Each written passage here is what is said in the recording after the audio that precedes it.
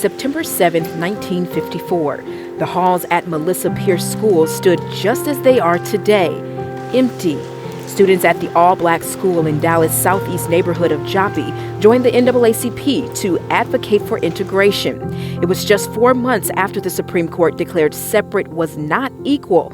But these newspaper clippings from that time say the Texas Education Agency ruled that segregation will continue that year. I was actually born in this community, so I'm fourth of 5 generations. Shalandria Gallamore's parents attended the school, which became a church in the 1970s. And for more than a decade now, sits vacant. It's extremely frustrating, especially when you go to other parts of the city of Dallas and you don't see this. Or this. As you can see, the streets, sidewalks. Streets and sidewalks that are crumbling, too. Here's the infrastructure deficiency levels. The dark would be the highly deficient areas.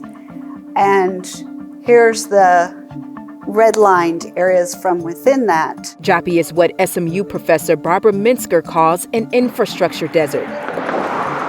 We first told you about infrastructure deserts in March. There's a community center over here, but there's no crosswalk, so people have to walk all the way down. As she took us through Jubilee Park in South Dallas. There was a real story there of these low-income neighborhoods with highly deficient infrastructure relative to other neighborhoods. Her study, using data from 2018 to 2019, identifies 12 types of infrastructure deserts, such as food access, sidewalks, and gathering places. At that time, there were 62 infrastructure deserts around the city. Most of them in southern and western Dallas. You know it when you see it, right? You see this neighborhood, you can see that its infrastructure has not been cared for and kept up, or maybe isn't there in the first place. Just like Joppy. It's extremely frustrating for the ones that were here, that were fighting before me, and they got it in a bond package, but yet here 20, 30 years later, it's still, well, we don't know what happened to that money. We should not have these problems to persist as long as they have. Dallas Deputy Mayor Pro Tem Carolyn King Arnold says City Council has put infrastructure needs high on their list, passing a $1.2 billion bond package in the special bond election in May. It's now time for the lenses that we look through day to day to be cleaned off, and we see where we have an opportunity to be equitable in terms of the decisions that we make for this city.